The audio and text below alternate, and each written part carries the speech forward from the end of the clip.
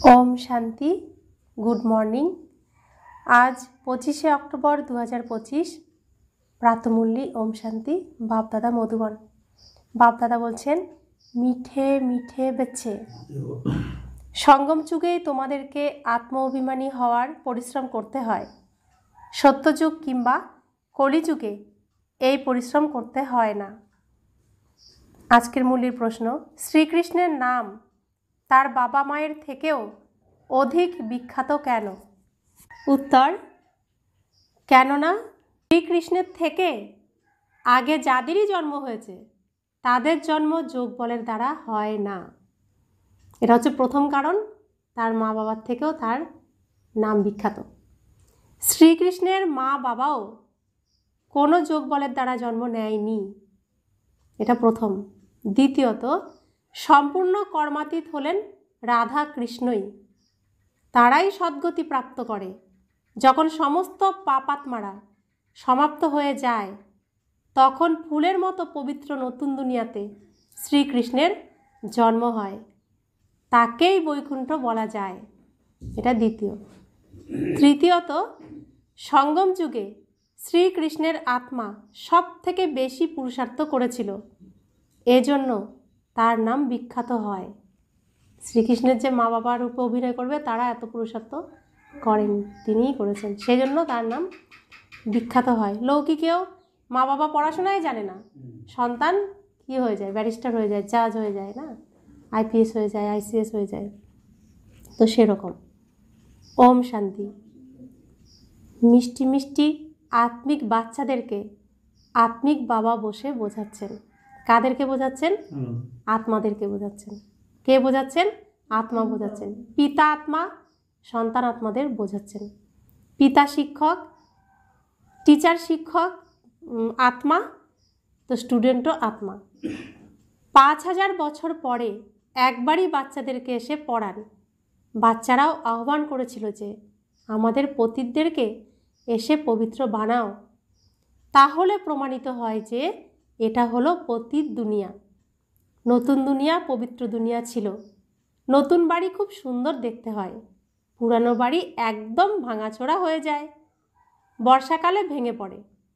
বাচ্চারা, এখন তোমরা জেনে গেছো যে বাবা এসেছেন নতুন দুনিয়া সৃষ্টি করতে, এখন পড়াচ্ছেন, আবার 5000 বছর পর পড়াবেন। এরকম কখনো কোনো সাধু সন্ত আদি নিজের অনুগামীদেরকে পড়াবে না, তাদের তো এই জ্ঞান জানাই নেই। এই ড্রামার খেলার সম্বন্ধেও জানা নেই, কেননা তারা হলো নিবৃত্তি মার্গের। বাবা ছাড়া কেউই সৃষ্টির আদি মধ্য অন্তের রহস্যকে বোঝাতে পারবে না। আত্ম অভিমানী হওয়াতেই বাচ্চাদেরকে পরিশ্রম করতে হয়, কেননা অর্ধেক কল্পে তোমরা কখনো আত্ম অভিমানী হওনি। কেননা কারণ কি? অর্ধেক কল্পে তোমরা কখনো আত্ম অভিমানী হওনি। এখন বাবা বলছেন যে নিজেকে আত্মা মনে করো। এমন নয় যে আত্মাই হলো পরমাত্মা, না, নিজেকে আত্মা করে পরমপিতা পরমাত্মা শিব বাবাকে স্মরণ করতে হবে। স্মরণের যাত্রাই হলো প্রধান, যার দ্বারাই তোমরা পতিত থেকে পবিত্র হও। তো কিছুদিন আগেও একজন বলছে যে সবাই সাগরেই তো বিলীন হবে, তো পরমাত্মাই আত্মা, তাহলে একই সবাই। তো সেখানে অনেক মানুষ ছিল, ধর্মের অনুষ্ঠান ছিল। আমি বললাম এখানে যে প্রত্যেকটা মানুষ, সবগুলো কি এক? প্রত্যেকটাই তো এক একটা বিন্দু, বিন্দু বিন্দুতে এখানে সমুদ্র হয়েছে। তো জলে, সাগরের জলেও তাই, বিন্দু বিন্দু প্রতিটি আলাদা, বিন্দু বিন্দু মিলে এক জায়গায় সাগর হয়েছে। তো মেলা তো সাগর হয়ে যায়, মেলা মানুষের সাগর। তো প্রত্যেক মানুষই তো আলাদা, চরিত্র আলাদা, ভাবনা আলাদা, সব কিছুই আলাদা। তো সাগরের জলের এক একটা বিন্দু সেরকমই আলাদা, তাই না? তো পৃথিবীতে অণু পরমাণু, একদম ক্ষুদ্রাতি ক্ষুদ্র অংশ অণু, সবটাই আলাদা, তাই না? তাহলে প্রত্যেকটি আত্মাও আলাদা, পরমাত্মাও আলাদা। পরমাত্মার সাগরের মতো হৃদয়, তো সেখানে আমরা জায়গা পাবো, স্থান পাবো, কিন্তু বিলীন তো হতে পারবো না, না সমাহিত হতে তো পারবো না, লীন হতে পারবো না। মানে লাভে লীন হতে পারবো, ভালোবাসায় লীন হতে পারবো, কিন্তু আসলে তো লীন হওয়া যায় না। তো এই যে আমরা ভুল ভাবতাম, এগুলোও বাবা আমাদেরকে এই ভাবনার থেকে সঠিক ভাবনায় নিয়ে এসেছে, নির্ভুল করে দিচ্ছেন তিনি। তো বাবা বলছেন এতে কোনো স্থূল কথা নেই, কোনো নাক কান আদি বন্ধ করার প্রয়োজন নেই। মূল কথা হলো নিজেকে আত্মা মনে করে বাবাকে স্মরণ করা। তোমরা অর্ধেক কল্প ধরে নিচে নেমে এসেছো দেহ অভিমানে থাকার কারণে। প্রথমে নিজেকে আত্মা মনে করলে তবেই বাবাকে স্মরণ করতে পারবে। ভক্তিমার্গেও বাবা বাবা বলে এসেছো। বাচ্চারা জানে যে সত্যযুগে একটাই লৌকিক বাবা হবে, সেখানে পারলৌকিক বাবাকে মনে করতে হবে না, কেননা সেখানে সুখ থাকে। ভক্তিমার্গে পুনরায় দুটো বাবা হয়ে যায়, লৌকিক আর পারলৌকিক। দুঃখের সময় সবাই পারলৌকিক বাবাকে স্মরণ করে। সত্যযুগে ভক্তি হয় না, সেখানে তো হলো জ্ঞানের প্রারব্ধ, এমন নয় যে জ্ঞান থাকে। এই সময়ের জ্ঞানের প্রারব্ধ প্রাপ্ত হয়। বাবা তো একবারই আসেন, অর্ধেক কল্প অসীম জগতের বাবার সুখের উত্তরাধিকার থাকে। পুনরায় লৌকিক বাবার থেকে অল্পকালের উত্তরাধিকার প্রাপ্ত হয়। এইসব কথা সাধারণ মানুষ বুঝতে পারে না। কারা বুঝতে পারে এসব কথা? যারা খুব বুদ্ধিমান, বাবার শ্রেষ্ঠ শ্রেষ্ঠ সন্তান, তিনি বুদ্ধিমানেরও বুদ্ধি। তার বুদ্ধিকে বোঝার মতো বুদ্ধি কতিপয় কারোর কারোর আছে। আর যারা ভগবানের যথার্থ রূপকে চিনতে পারে, জানতে পারে, বুঝতে পারে, কতিপয় কেউ কেউ। যেটা আমার ছোটোবেলার প্রশ্ন ছিল, তার উত্তর বাবার কাছে এসেই পেয়েছি যে ভগবান যদি শ্রীকৃষ্ণ হয়, শ্রীকৃষ্ণকে সবাই দেখতে পায়, সবাই চেনে জানে, তাহলে ভগবানের যথার্থ রূপ কোনটা? যেটা কেউ দেখতে পায় না, কতিপয় কেউ কেউ দেখতে পায়। তারা কারা? আমার তো তাদেরকেও দেখতে হবে। কারা এত ভাগ্যবান? এই স্থূল চোখ দিয়ে দেখা যায় না, তাদের আরেকটা চোখ আছে। কোন চোখ দিয়ে দেখে তবে? এই যে প্রশ্ন ছিল, অনেক অনেক প্রশ্ন, সব প্রশ্নের উত্তর বাবা সমাপ্ত করে দিয়েছেন। তো সেজন্য বাবা বলছেন যে, বাবা কী বলছেন? একটাই কথা বলেন, নিজেকে আত্মা মনে করে পরমপিতা পরমাত্মা শিব বাবাকে স্মরণ করতে হবে। এটা হলো নতুন কথা। 5000 বছর পর এই সঙ্গম যুগে একবারই বাবা আসেন। যখন কলিযুগের অন্ত আর সত্যযুগের আদির সঙ্গম হয়, তখনই বাবা আসেন নতুন দুনিয়া পুনরায় স্থাপন করতে। নতুন দুনিয়াতে এই লক্ষ্মীনারায়ণের রাজ্য ছিল, তারপর ত্রেতাতে হলো রামরাজ্য। বাকি দেবতাদিদের যে এত চিত্র বা মূর্তি বানানো হয়, সেসব হলো ভক্তিমার্গের সামগ্রী। বাবা বলেন এই সব কিছুকে ভুলে যাও, এখন নিজের ঘরকে আর নতুন দুনিয়াকে স্মরণ করো। তো আমরা কত সৌভাগ্যবান! আমরা পরমধামে বেশিক্ষণ বাবার সাথে থাকি না। আমরা বাবার সাথে বেশিক্ষণ কোথায় থাকি? এইখানে, এই স্টেজে বাবার সাথে একমাত্র কারা থাকে? আমরা থাকি। আর আমরাই সেই কর্তৃতে কতিপয় ভাগ্যবান, সৌভাগ্যবান, যারা শরীরে থাকা অবস্থায় ভগবানের হয়ে যায়, ভগবানকে পেয়ে যায়, ভগবানের কাছে চলে আসি। তো এটাই হচ্ছে শ্রেষ্ঠ জন্ম, লাস্ট জন্ম, অন্তিম জন্ম, যেখানে শরীরে থেকে ভগবানের সাথে কথা বলতে পারছি, স্পর্শ করতে পারছি, তার কোলে বসতে পারছি, হৃদয়ে বসতে পারছি, কাঁধে বসতে পারছি, তাকে দিয়ে যা খুশি তা করাতেও পারছি। বাবাকে দিয়ে, ভগবানকে দিয়ে আমরা তাকে হাতের মুঠোয় নিয়ে নিচ্ছি, তাকে আমাদের কোলের মধ্যে নিয়ে নিচ্ছি। তো এর থেকে সৌভাগ্য আর কী হতে পারে? তো বাবা বলছেন এখন আমাকে স্মরণ করো, নিজেকে ভাবো আর ঘরকে ভাবো, আর যেখানে আসবে সেটাকে নিয়েই চিন্তন করো। জ্ঞান মার্গ হলো বোধগম্যতার মার্গ, যার দ্বারা তোমরা 21 জন্মের জন্য বুঝদার হয়ে যাও, কোনো দুঃখ থাকে না। সত্যযুগে কখনো কেউ এরকম বলবে না যে আমার শান্তি চাই। প্রবাদ আছে না যে চাওয়ার থেকেও মরা ভালো। বাবা তোমাদেরকে এমন ধনী বানিয়ে দেন যে দেবতাদেরকে ভগবানের থেকে কোনো জিনিস প্রার্থনা করার দরকারই থাকে না। এতটাই সমৃদ্ধ করে দেন যে চাওয়ার আর কোনো প্রয়োজনই থাকে না। এখানে তো সবাই আশীর্বাদ প্রার্থনা করে, তাই না? পোপ আদি যখন আসে তখন কত সবাই আশীর্বাদ নিতে যায়, পোপ কত মানুষের বিবাহ আদি করিয়ে দেয়। বাবা তো এরকম কাজ করেন না। ভক্তিমার্গে যেটা অতীত হয়ে গেছে সেটা এখন হচ্ছে, আবার পুনরায় রিপিট হবে। দিন প্রতিদিন ভারত নিমজ্জিত হয়েই গেছে। এখন তোমরা আছো সঙ্গমে, বাকি সবাই হলো কলিযুগের মানুষ। যতক্ষণ না এখানে আসে ততক্ষণ কিছুই বুঝতে পারবে না যে এখন সঙ্গম যুগ নাকি কলিযুগ। একই ঘরে বাচ্চারা বুঝতে পারে যে আমি সঙ্গম যুগে আছি, আর লৌকিক বাবা বলে এটা কলিযুগ।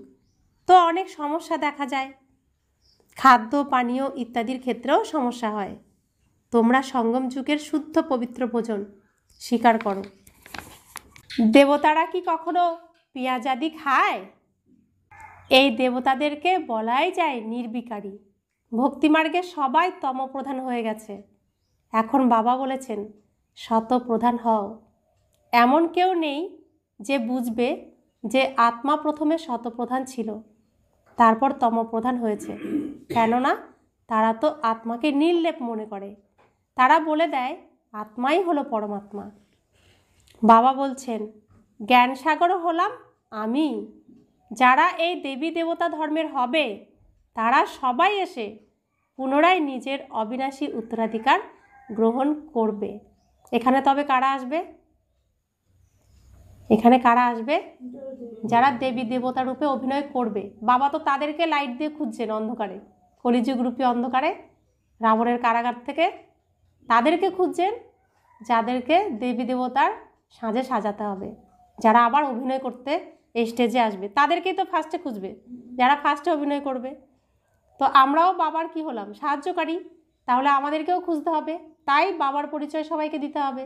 তার মধ্যে ওই কোটিতে একজন কেউ তো থাকবে, আর যে এই কুলের হবে প্রথমে অভিনয় করবে তারা ঠিক এখানে চলে আসবে সাজগোজ করার জন্য।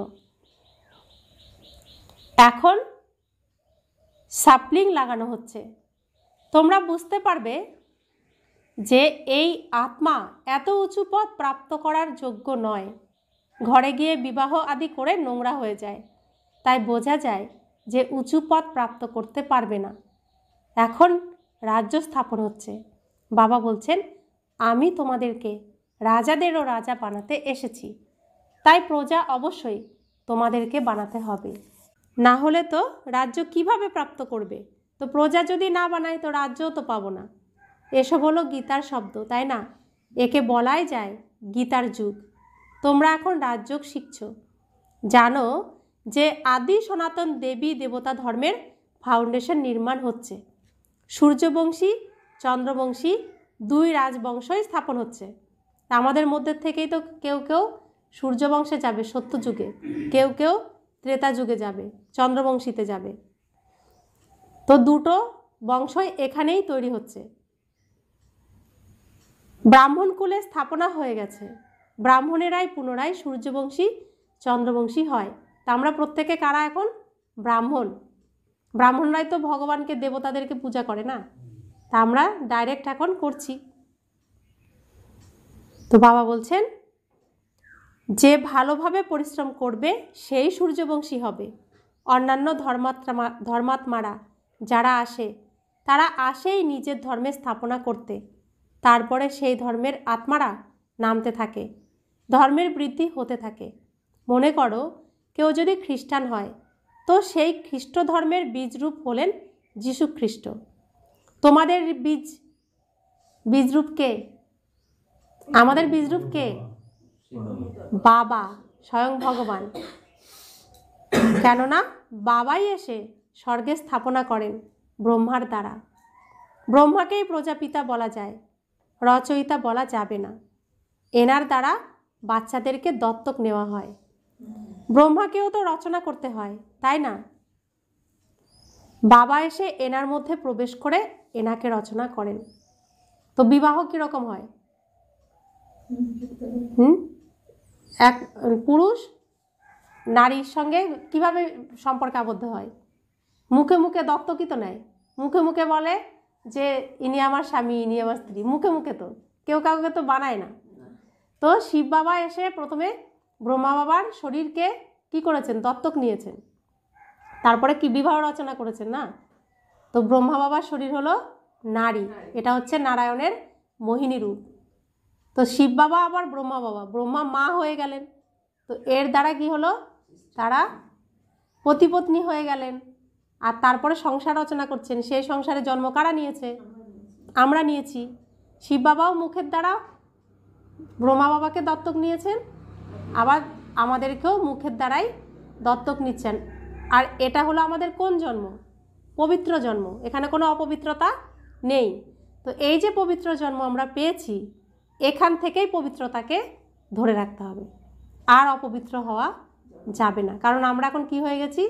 নতুন শিশু হয়ে গেছি। এক একজনের বয়স কতটুকু হয়েছে? তো শিশু কুমার, শিশু কুমারী, একদম কুমার কুমারী ভাবতে হবে নিজেকে। আমরা এখন নতুন জন্ম পেয়েছি, একদম শুদ্ধ পবিত্র। ছোট শিশু যেরকম হয়, আমরাও ঠিক সেরকম। তবে আমাদের মধ্যে নেশা থাকবে, আর না হলে বলবে যে এত বয়স হয়ে গেছে, এটা কি মানায় নাকি? এর জন্য বাবা বলছেন দেহের বোধকেই তুমি ভুলে যাও। দেহের বোধ থাকলে কখনোই পারবো না, তাই না? আর যদি আমি নিজেকে আত্মা ভাবি, আমার নতুন জন্ম, আমি ছোট্ট শিশু, সব পারবো করতে। ধীরে ধীরে শরীরও ছোট শিশুর মতোই হয়ে যাবে। তো বাবা বলছেন, ব্রহ্মা বলেন যে তোমরা হলে আমার সাকারি বাচ্চা, তোমরা কালো পতিত হয়ে গিয়েছিলে, এখন পুনরায় ব্রাহ্মণ হয়েছ। এই সঙ্গম যুগেই তোমরা পুরুষোত্তম দেবী দেবতা হওয়ার জন্য পরিশ্রম করে থাকো। দেবতাদেরকে আর শূদ্রদেরকে কোনো পরিশ্রম করতে হয় না, তোমাদের ব্রাহ্মণদেরকেই পরিশ্রম করতে হয় দেবতা হওয়ার জন্য। তো নোংরা হতে কি কোনো পরিশ্রম করতে হয়? ধুলো মাখতে, জামা কাপড় নোংরা করতে কোনো পরিশ্রম করতে হয়? কিন্তু নোংরাটাকে ফর্সা করতে কি পরিশ্রম করতে হয় না? তাই বলছে যে বাবা বলছেন শূদ্রদেরকে পরিশ্রম করতে হয় না, কলিযুগের যারা, তাদেরকে কোনো পরিশ্রম করতে হয় না। কিন্তু যারা দেবতা হবে তাদেরকে তো পরিশ্রম করতে হচ্ছে, আমাদেরকে পরিশ্রম করতে হচ্ছে। বাবা আসেনি সঙ্গমে, কি করতে আসেন? আমাদেরকে পরিষ্কার করতে আসেন। এটা হলো অনেক ছোট্ট যুগ, এই জন্য একে লিপ যুগও বলা হয়। একে কেউ জানেই না। বাবাকেও অনেক পরিশ্রম করতে হয়। এমন নয় যে 1 সেকেন্ডেই নতুন দুনিয়া তৈরি হয়ে যাবে। তোমাদের দেবতা হতে অনেক সময় লাগে। তো বাবার কত ধৈর্য, কত সহনশক্তি। তিনি এই নোংরার মধ্যে চলে আসেন, যিনি সদা পবিত্র, সদা শুদ্ধ। বাচ্চাদেরকে দুঃখ থেকে মুক্ত করার জন্য তিনি চলে আসেন। এসে 1 সেকেন্ডও তিনি বিশ্রাম করেন না। প্রতি মুহূর্তে কোথাও না কোথাও অমৃতবেলা নুমাশাম হচ্ছে। আর তিনি প্রত্যেক জায়গায়, প্রত্যেক সেন্টারে, প্রত্যেক পাঠশালায় বাচ্চাদের কাছে গিয়ে বাচ্চাদেরকে শক্তি দিচ্ছেন, আর বাচ্চাদের ভেতরে নোংরা পরিষ্কার করছেন। 1 সেকেন্ডও তিনি বিশ্রাম নিচ্ছেন না। কাদের জন্য? কাদের জন্য? আমাদের জন্য। আমরা কি করছি? আমরা এখনও খেলবো, রান্নাবাটি খেলবো, আমরা এখনও মানে রান্নাবাটি যেটা হয় পুতুল খেলা, সেটা এখনও খেলবো, কত ইচ্ছা। আর বাবা আমাকে আবার এখান থেকে পরিষ্কার করতে এসেছেন, আমার সব কিছু পরিষ্কার করে দিচ্ছেন। আমি বলছি আরেকটু খেলে নিই। তো দেখুন ভেবে কি করা উচিত আমাদের, তার জন্য কতটা করা উচিত। যে খুব ভালো কর্ম করে সে ভালো বংশে জন্ম নেয়।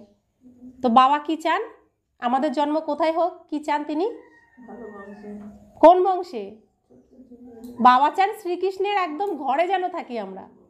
শ্রীকৃষ্ণের ঘরে আমরা থাকলে তিনি নিশ্চিন্ত। তিনি বলেন শ্রীকৃষ্ণর হাত ধরে ধরে চলো, শ্রীকৃষ্ণর থেকে দূরে যাবে না, শ্রীকৃষ্ণর কাছে কাছে থাকবে, তার সমান হবে, তাহলে আমি নিশ্চিন্ত। তিনি তো এটাই শেখাতে এসেছেন, আর অন্য কিছু তো শেখাতে আসেননি। এখন তোমরা নম্বরের ক্রমে পুরুষার্থ অনুসারে গুলগুল ফুল তৈরি হচ্ছ। আত্মাই হচ্ছে, শরীর কি হচ্ছে? আত্মা হলে শরীর অটোমেটিক হয়ে যাবে। এখন তোমাদের আত্মা ভালো কর্ম করা শিখছে। আত্মাই ভালো বা খারাপ সংস্কার নিয়ে যায়। এখন তোমরা গুল গুল ফুল হয়ে ভালো ঘরে জন্ম নিতে থাকবে। এখানে যারা খুব ভালো পুরুষার্থ করে তো অবশ্যই তারা ভালো বংশে জন্ম নেয়। নম্বরের ক্রমানুসারে তো হয়, তাই না? যেরকম যেরকম কর্ম করে সেই অনুসারে জন্ম নেয়। যখন খারাপ কর্ম করা আত্মারা সবাই উপরে চলে যায়, তখন পুনরায় স্বর্গে স্থাপনা হয় বাছাই করা আত্মাদের নিয়ে। যা কিছু তমপ্রধান আছে সে সব কিছুই শেষ হয়ে যায়। তারপর নতুন দেবী দেবতাদের আসা শুরু হয়। যখন ভ্রষ্টাচারী সব শেষ হয়ে যায় তখন শ্রীকৃষ্ণের জন্ম হয়। ততক্ষণ অদল বদল হতে থাকে। যখন কোনো ছিছি নোংরা থাকে না তখন কৃষ্ণ আসে। ততক্ষণ তোমরা আসা যাওয়া করতে থাকো। শ্রীকৃষ্ণকে রিসিভ করার জন্য বাবা মাকেও প্রথম থেকে চাই, তাই না? তারপর সব কিছুই ভালো ভালো থাকবে, বাকিরা সবাই চলে যাবে, তখনই তাকে স্বর্গ বলা যাবে। তোমরাই কৃষ্ণকে রিসিভ করার জন্য থাকবে। কারা থাকবো? আমরা। তাহলে সমান তো হতে হবে না? তাকে স্পর্শ করব, তাকে সামনাসামনি রিসিভ করব, তাহলে আমাদের কতটা শ্রেষ্ঠ হতে হবে না? ওয়েলকাম জানাবো আমরা। যদিও তোমাদের ছি জন্ম হবে, কেননা রাবণ রাজ্য, তাই না? শুদ্ধভাবে জন্ম হতে পারবে না। গুল পবিত্র জন্ম শ্রীকৃষ্ণেরই প্রথমে হবে। সবার প্রথম নির্বিকারী জন্ম, যোগ বলের দ্বারা জন্ম কার হবে? শ্রীকৃষ্ণের হবে। তারপর নতুন দুনিয়া বৈকুণ্ঠ বলা যাবে। শ্রীকৃষ্ণ একদম গুল ফুলের মতো নতুন দুনিয়াতে আসবে। রাবণ সম্প্রদায় একদম সমাপ্ত হয়ে যাবে। শ্রীকৃষ্ণের নাম তার মা বাবার থেকেও অনেক বিখ্যাত হবে। শ্রীকৃষ্ণের মা বাবার নাম এতটাও বিখ্যাত হবে না। শ্রীকৃষ্ণের পূর্বে যাদের জন্ম হবে তাদের যোগ বলের দ্বারা জন্ম বলা যাবে না। এমন নয় যে শ্রীকৃষ্ণের মা বাবাও যোগ বলের দ্বারা জন্ম নেবে না। যদি এরকম হতো তাহলে তাদেরও নাম বিখ্যাত হতো। তাই এটাই প্রমাণিত হয় যে তার মা বাবা এতটা পুরুষার্থ করেনি যতটা শ্রীকৃষ্ণ করেছে। এসব কথা তোমরা পরবর্তীকালে আরও ভালোভাবে বুঝতে পারবে। তো আরও ভালোভাবে বুঝতে গেলে কি করতে হবে? মুরলি মিস করা যাবে না, ক্লাস মিস করা যাবে না, কারণ এপিসোড মাঝখানে গ্যাপ দিলে সিরিয়ালের তো পুরোটা মজা লাগবে না। সম্পূর্ণ কর্মাতীত অবস্থা হলো রাধা কৃষ্ণেরই। তারাই সদ্গতিতে আসে। পাপাত্মারা সব শেষ হয়ে গেলে তখন তাদের জন্ম হয়। তারপর বলা যাবে পবিত্র দুনিয়া। এই জন্য শ্রীকৃষ্ণের নাম বিখ্যাত হয়। তার মা বাবার নাম এতটা বিখ্যাত হয় না। পরবর্তীকালে তোমরা অনেক সাক্ষাৎকার করবে, সময় তো আছে, তাই না? তোমরা যে কাউকেই বোঝাতে পারো আমরা এরকম হওয়ার জন্য পড়াশোনা করছি। সমগ্র বিশ্বে এনাদের রাজ্য এখন স্থাপন হচ্ছে। কাদের রাজ্য স্থাপন হচ্ছে? এই রাধাকৃষ্ণের রাজ্য স্থাপন হচ্ছে। তো ব্রহ্মার সংকল্পের দ্বারা নতুন সৃষ্টি রচনা হয়, আর সেটা এখন কি হচ্ছে তো প্র্যাকটিক্যালে, আর আমরা তার সহযোগী। আমাদের জন্য তো নতুন দুনিয়া চাই।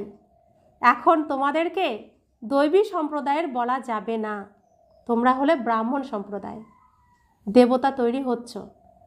যখন দৈব সম্প্রদায়ের হয়ে যাবে তখন তোমাদের আত্মা আর শরীর দুটোই স্বচ্ছ হয়ে যাবে। এখন তোমাদের সঙ্গমযুগী পুরুষোত্তম তৈরি, এখন তোমরা সঙ্গমযুগী পুরুষোত্তম তৈরি হচ্ছ। কারা হচ্ছে? আত্মা হচ্ছে।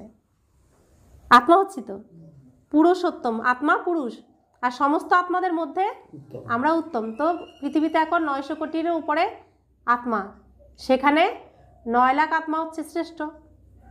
তো কোটিতে কেউ কেউর মধ্যে আমি একজন পড়লাম, সৌভাগ্য প্রাপ্ত করলাম। তো সমস্ত আত্মার মধ্যে পুরুষোত্তম অর্থাৎ আমি আত্মা উত্তম। তো 900 কোটি আত্মার মধ্যে এই 9 লাখ আত্মা শ্রেষ্ঠ। তো উত্তম হলো না? তা আমি আত্মা উত্তম হচ্ছি। হলো পরিশ্রমের কথা। স্মরণের দ্বারাই বিকর্মাজিত হতে হবে। তোমরা নিজেরাই বলো যে বারে বারে বাবার স্মরণ ভুলে যায়। বাবা যখন পিকনিক স্পটে বসেন তখনও বাবার খেয়াল থাকে। আমরা স্মরণে না থাকলে তো বাবা কি বলবেন? এই জন্য বাবা বলছেন তোমরা স্মরণে থেকে পিকনিক করো। কর্ম করতে করতেই প্রেমিককে স্মরণ করো, তাহলে বিকর্ম বিনাশ হয়ে যাবে। এতেই পরিশ্রম আছে। স্মরণের দ্বারাই আত্মা পবিত্র হবে। অবিনাশী জ্ঞান ধন জমা হবে। তারপরও যদি অপবিত্র হয়ে যায় তো সমস্ত জ্ঞান বেরিয়ে যায়। পবিত্রতা হলো মুখ্য, পবিত্রতাই হলো মুখ্য। ওপরে আমি ব্রহ্মচারী, ওপরে আমি কুমার, মনের মধ্যে নোংরা, কাউকে দেখে কত কিছু ভেবে ফেলছি, তো সেটা কি হলো? পবিত্রতা থাকবে? পবিত্রতা থাকবে না। মনকে করতে হবে পবিত্র। বাবা তো ভালো ভালো কথাই বোঝাচ্ছেন। এই সৃষ্টির আদি মধ্য অন্তের জ্ঞান আর কারো মধ্যেই নেই। আর যেসব সৎসঙ্গ আদি আছে সেসব হলো ভক্তি মার্গের। বাবা বুঝিয়েছেন ভক্তি বাস্তবে প্রবৃত্তি মার্গে আত্মাদের করতে হয়। ভক্তি অরিজিনালি কে করবে? প্রবৃত্তি, যারা সংসারী, তাদেরই ভক্তি করতে হবে। তোমাদের মধ্যে তো কতখানি শক্তি রয়েছে, ঘরে বসেই তোমাদের সুখ প্রাপ্ত হচ্ছে। সর্বশক্তিমান বাবার থেকে তোমরা কত শক্তি প্রাপ্ত করো। দেখুন, আমাদের সত্যি সত্যি তো শক্তি, আমাদের শক্তি আছে তো। স্বয়ং ভগবানকে আমরা মুঠোয় নিয়ে নিচ্ছি। ভগবানের শক্তি ঘরে বসে আমরা আহ্বান করছি, আর শক্তি চলেও আসছে। তাই বাবা বলছেন তোমরা দেখো কত শক্তিশালী। সর্বশক্তিমান বাবার থেকে তোমরা কত শক্তি প্রাপ্ত করো। কোথায়? বসে বসে, ঘরে বসে বসেই তো। দুনিয়ার লোক বৃন্দাবন কাশী কোথায় যাচ্ছে, আমরা কোথায় আসছি? আমরা বাবার ঘরে আসছি, ঘরে বসেই তো পাচ্ছি। না বাসে চড়ছি, না ট্রেনে চড়ছি, কিছুই না, ঘরে বসেই পাচ্ছি। সন্ন্যাসীদের মধ্যেও প্রথমে শক্তি ছিল যখন তারা জঙ্গলে থাকতো। এখন তো কত বড় বড় ফ্ল্যাট বানিয়ে থাকে, এখন তাদের মধ্যে সেই শক্তি আর নেই। যেরকম তোমাদেরও প্রথমে সুখের শক্তি থাকে, তারপর আস্তে আস্তে লুপ্ত হয়ে যায়। তাদের মধ্যেও প্রথমে শান্তির শক্তি ছিল, এখন সেই শক্তি আর নেই। আগে তো তারা সত্য কথাই বলতো যে রচয়িতা আর রচনাকে আমরা জানি না। এখন তো আবার নিজেকেই ভগবান শিবহোম বলে বসেছে। আগে বলতো আমরা এ রচনার আর রচয়িতাকে জানি না, যেদিকে তাকাই তুমিই তুমি, এর শুরু কোথায় শেষ কোথায় আমরা জানি না। সত্য বলতো আগে সন্ন্যাসীরা। এখন কি বলে? নিজেকেই ভগবান শিবহোম বলে বসছে যে আমি পরমাত্মা, আমি শিব। বাবা বোঝাচ্ছেন এই সময়ে সমস্ত কল্পবৃক্ষ তমপ্রধান হয়ে গেছে। এই জন্য সাধু আদিদেরও উদ্ধার করার জন্য আমি আসি। এই দুদিন ধরে বাবা এটা বোঝাতে চাইছেন। পরিত্রাণায় সাধুনাং বিনাশ্চয়সি দুষ্কৃতাম। তো এই সব সাধু সন্তদের যারা ভুল বোঝাচ্ছে দুনিয়াতে, যাদের দ্বারা বিশৃঙ্খলার সৃষ্টি হচ্ছে, মতভেদের পরিস্থিতির সৃষ্টি হচ্ছে, তাদেরকেও তিনি পরিত্রাণ দিতে আসছেন। তাই বাবা বলছেন এই দুনিয়ায় পরিবর্তিত হয়ে যাবে, সমস্ত আত্মারা পুনরায় বাড়ি ফিরে যাবে। এমন একজনও নেই যার এ বিষয়ে জানা আছে যে আমার আত্মার মধ্যে অবিনাশী পার্ট ভরা আছে, যেটা পুনরায় রিপিট হবে। আত্মা এত ছোট, তার মধ্যে অবিনাশী পার্ট ভরা আছে, যেটা কখনো বিনাশ হয় না। এর জন্য বুদ্ধি অনেক সূক্ষ্ম আর পবিত্র চাই। সেটা তখন হবে যখন স্মরণের যাত্রায় মত্ত থাকবে। পরিশ্রম ছাড়া পদ প্রাপ্ত হবে না। এই জন্য গাওয়া হয় যে চড়ে তো চাখে বৈকুণ্ঠ রস। যে যত উপরে চড়বে সেই বৈকুণ্ঠ রস পান করতে পারবে। কোথায় সেই উঁচুর থেকে উঁচু, রাজাদেরও রাজা, ডবল মুকুটধারী, আর কোথায় প্রজা। তো বলে চড়ে তো চাখে বৈকুণ্ঠ রস, আর গিরা তো চাকনাচুর। পড়লে আর তার সে তো ভক্তিতেও আর নেই, কোথায় গিয়ে পড়বে তার কোনো হিসেব নেই। আর যে উঠতে থাকবে সে বৈকুণ্ঠের রস পান করবে। শিক্ষক তো হলেন একজনই, এটাই খুব ভালোভাবে বুঝতে হবে। বাবা বারংবার বোঝাচ্ছেন যে স্মরণের যাত্রাই হলো মুখ্য। আমি তোমাদেরকে পড়িয়ে বিশ্বের মালিক তৈরি করি। তাই টিচার গুরুও হবেন, তাই তিনি টিচারও হবেন, গুরুও হবেন। বাবা তো হলেনই টিচারদেরও টিচার, বাবারও বাবা। বাচ্চারা, এটা তো তোমরা জানো যে আমাদের বাবা হলেন অত্যন্ত প্রিয়। এরকম বাবাকে তো অনেক স্মরণ করতে হবে, সম্পূর্ণ রীতিতে পড়তে হবে। বাবাকে স্মরণ না করলে তো পাপ নষ্ট হবে না। বাবা সমস্ত আত্মাদেরকে সাথে করে নিয়ে যাবেন। আর এই শরীর সব শেষ হয়ে যাবে। আত্মারা নিজের নিজের ধর্মের সেকশানে গিয়ে অবস্থান করবে। তো প্রত্যেকে যে যেরকম এখানে পড়াশোনা করব, বাবাকে চিনব, সে অনুযায়ী পরমধাম আমাদের ঘরে জায়গা পাবো। শ্রীকৃষ্ণের মহলেও সেরকমভাবেই জায়গা পাবো, ব্রাহ্মণ পরিবারেও সেরকমভাবেই জায়গা পাবো। তো আমরা হচ্ছি মুক্তির দাতা, আমরা বন্ধনে আবদ্ধ হব না, আমাদেরকে সবাইকে মুক্ত করতে হবে। আচ্ছা, मीठे मीठे सिखिला दे बच्चों प्रति माता पिता बाप दादा का याद प्यार और गुड मॉर्निंग। रूहानी बाप की रूहानी बच्चों को नमस्ते। हम रूहानी बच्चों की रूहानी माता पिता बाप दादा को याद प्यार, गुड मॉर्निंग और नमस्ते नमस्ते नमस्ते। शुक्रिया बाबा, शुक्रिया बाबा, शुक्रिया। धारणार जन्य मुख्य सार, प्रथम धारणा, आजकेर मूल्य सार कथा। बुद्धि के पवित्र बानानोर जन्य स्मरणेर यात्राते मेते थाकते हबे। कर्म करते करतेও एक प्रेमिकेर स्मरणे थाकले तबेई विकर्माजित होते पारबे। द्वितीय धारणा, এই ছোট যুগে মানুষ থেকে দেবতা হওয়ার পরিশ্রম করতে হবে। সুকর্মের অনুসারে ভালো সংস্কারগুলিকে ধারণ করে ভালো বংশে যেতে হবে। তো বাবা আজকে বরদান দিচ্ছেন, নিজের আত্মিক লাইটের দ্বারা বায়ুমণ্ডলকে পরিবর্তন করার সেবা করে সহজ সফলতার মূর্তি ভব। যেরকম সাকার সৃষ্টিতে যে রঙের লাইট জ্বালাও সেরকমই বাতাবরণ তৈরি হয়ে যায়। যদি সবুজ লাইট হয় তাহলে চারিদিকে তারই প্রকাশ ছেয়ে যায়। লাল লাইট জ্বললে বাবাকে স্মরণ করার বায়ুমণ্ডল তৈরি হয়ে যায়। যখন স্থূল লাইট বায়ুমণ্ডলকে পরিবর্তন করে দেয় তাহলে তোমরা লাইট হাউসরা পবিত্রতার লাইট বা সুখের লাইটের দ্বারা বায়ুমণ্ডল পরিবর্তন করার সেবা করো, তাহলে সফলতার মূর্তি হয়ে যাবে। তারা স্থূল লাইট চোখ দিয়ে দেখছে, আত্মিক লাইট অনুভবের দ্বারা জানবে।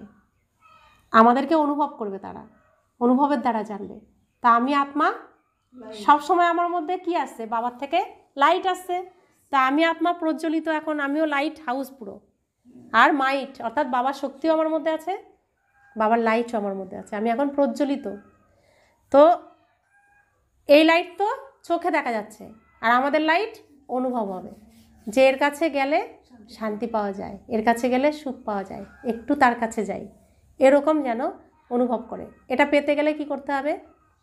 সব সময় আমি আত্মা মন থেকে পবিত্রতা আর সুখের কিরণ বাবার থেকে নিয়ে দিতে হবে। আমার নিজেরটুকু দিলে হবে না, বাবার থেকে নিয়ে দিতে হবে। আমারটুকু তো জমিয়েই রাখতে হবে। নেব বাবার থেকে, আমার মধ্যে আসছে, আমার থেকে সবার মধ্যে যাচ্ছে। রাস্তা দিয়ে চলছি তো দিতে দিতে যাব, রান্না করছি তো দেবো, বাড়িতেও দেবো, সারাক্ষণ দিতে থাকবো। এটা হচ্ছে অজপ অজপ জপ হয়ে যাবে তবে। তো এটাই হলো আমাদের শক্তি, আর আমাদের কাছ থেকে এটাই অনুভব করবে। তো এটা করবেন, দেখবেন রাস্তা দিয়ে কুকুর গেলে সেও অনুভব করবে, চুপ হয়ে যাবে আমাদের দেখলে। সাপ যদি থাকে সেও চুপ হয়ে যাবে, পশু পাখি এরা পর্যন্ত চুপ হয়ে যাবে। মানুষও সেটা অনুভব করবে, আত্মারাও সেটা অনুভব করবে। তো এটা করতে হবে, এটা স্মরণের দ্বারাই সম্ভব, তা নয়তো কখনোই সম্ভব না।